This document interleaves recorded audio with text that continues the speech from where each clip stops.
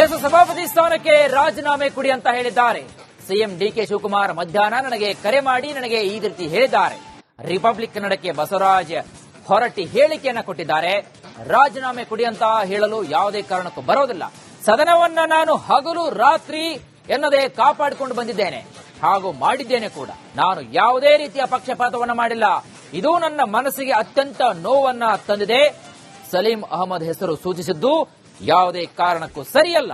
ಆತ್ಮವಿಶ್ವಾಸ ನಿರ್ಣಯವನ್ನ ಮಂಡಿಸಿದರೆ ನಾನು ರಾಜೀನಾಮೆಯನ್ನ ಕೊಡುವೆ ಅಂತ ಬೇಸರವನ್ನ ವ್ಯಕ್ತಪಡಿಸಿದ್ದಾರೆ ಬಸವರಾಜ್ ಹೊರಟ್ಟಿ. ನಮ್ಮ ಜೊತೆ ಸಭಾಪತಿ ಬಸವರಾಜ್ ಹೊರಟ್ಟಿ ಅವರಿದ್ದಾರೆ. ಅವ್ರನ್ನ ಮಾತಾಡ್ತಾ ಹೋಗ್ತೀನಿ. ಸರ್, ಈಗ ಹೊರಟ್ಟಿ ಅವರು ಈಗ ಆಲ್ರೆಡಿ ಸಭಾಪತಿ ಸ್ಥಾನದಲ್ಲಿದ್ದಾರೆ.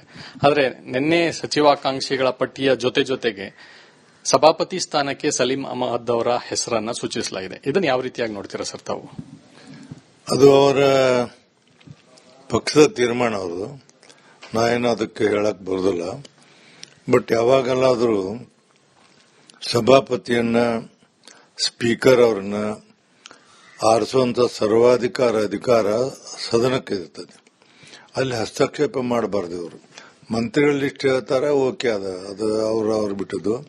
ಬಟ್ ಸಭಾಪತಿ, ಸ್ಪೀಕರ್ ಅವ್ರನ್ನ ಇಂಥವ್ರನ್ನ ಮಾಡಬೇಕು ಅಂತ ತಿಳ್ಕೊಂಡು ಹೇಳಿ ಕಳಿಸೋದು ಇತಿಹಾಸದಲ್ಲಿ ಮೊಟ್ಟ ಮೊದಲಿಗೆ ಇದೊಂದು. ಮತ್ತು ನನಗನಿಸ್ ಮಟ್ಟಿಗೆ ಯಾವ ನಮ್ಮ ದೇಶದಲ್ಲಿ ಎಲ್ಲಿ ಇಂಥದ್ದಾಗಿರ್ಲಿಕ್ಕಿಲ್ಲ ಅಂತ ನನ್ನ ಅನಿಸಿಕೆ. ಹಾಗಾಗಿ ಅವ್ರು ಹೇಳಿದ ತಪ್ಪು ಹೇಳಬಾರ್ದು.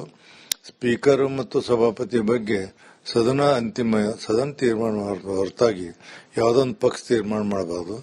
ನಾಳಂಗ್ರ ನೀವು ಸದನದಲ್ಲಿ ಪ್ರಶ್ನೆ ಕೇಳಬೇಡ ಅಂತಾರ, ಮತ್ತೊಂದಂತಾರ. ಅವಾಗ ಹಂಗ ಅದಕ್ಕೆ ಈ ಏನು ಪೀಠಾಸೀನರಿರ್ತಾರಲ್ಲ, ಇವ್ರ ಬಗ್ಗೆ ಯಾರಿಗೂ ಏನು ಹೇಳೋ ಅಧಿಕಾರ ಇಲ್ಲ.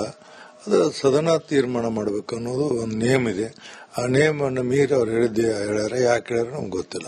ಡಿಕೆ ಶಿವಕುಮಾರ್ ಅವರು ತಮ್ಮ ಮೇಲೆ ರಾಜೀನಾಮೆ ಕೊಡಿ ಅನ್ನುವಂತ ಒತ್ತಡವನ್ನು ಹಾಕಿದ್ದಾರೆ ಅನ್ನುವಂಥದ್ದು ಸತ್ಯನ ಹೇಗೆ ಸರ್? ಈಗ 3 ಗಂಟೆಗೆ ಫೋನ್ ಮಾಡಿದ್ರು, ನೀವು ರಾಜೀನಾಮೆ ಕೊಡಿ, ನಮ್ಮಲ್ಲೆಲ್ಲ ಸ್ವಲ್ಪ ಎಲ್ಲ ಪ್ರಾಬ್ಲಮ್ ಐತಿ, ಮ್ಯಾಗಿನವರೆಲ್ಲ ಹೆಸರು ಕಳಿಸ್ಯಾರ, ಅದಕ್ಕೆ ನೀವು ಬೇಗ ರಾಜೀನಾಮೆ ಕೊಡಿ ಅಂತೇಳಿ ಹೇಳಿದ್ರು.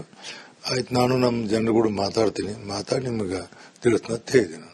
ಸರ್, ಕರ್ನಾಟಕದ ಇತಿಹಾಸದಲ್ಲಿ ಎಂದೂ ಕೂಡ ಹೊರಟ್ಟಿ ಅವರು ಮಾತ್ರ ಅಲ್ಲ, ಯಾರನ್ನೂ ಕೂಡ ಬದಲಿಸುವಂತ ಆಡಳಿತ ಪಕ್ಷ ಬದಲಾದ್ರೂ ಕೂಡ ವಿಪಕ್ಷದಲ್ಲಿದ್ದಂತವರು ಕೂಡ ಸಭಾಪತಿ ಆಗಿದ್ರು ಅನ್ನೋಂಥದ್ದು. ಸೊ ಹೀಗಾಗಿ ಈ ಒಂದು ವಿಚಾರದಲ್ಲಿ ಬಿಜೆಪಿ ಮತ್ತು ಜೆಡಿಎಸ್ ತಮ್ಮ ಪರವಾಗಿ ನಿಂತಿದೆ ಸರ್.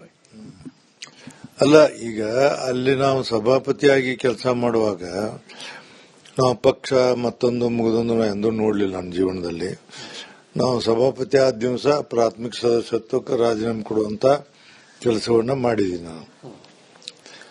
ಮತ್ತು ನೀವು ಇಲ್ಲಿವರೆಗೆ 75 ಮಂದಿ ಶಾಸಕರೊಳಗ ಒಬ್ಬರು ಯಾವುದೇ ರೀತಿಯಿಂದ ನನ್ನ ಬಗ್ಗೆ ಕಂಪ್ಲೇಂಟ್ ಆಗಲಿ ಮತ್ತೊಂದಲ್ಲಿ ಮಾಡಿದಂತ ಉದಾಹರಣೆ ಮಾಡಿಲ್ಲ.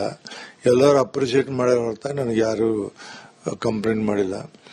ರಾಜೀನಾಮೆ ಕೇಳಬೇಕಾದ್ರೆ ಕಾರಣಗಳೇನು ನನಗೆ ಅರ್ಥ ಆಗೋದು.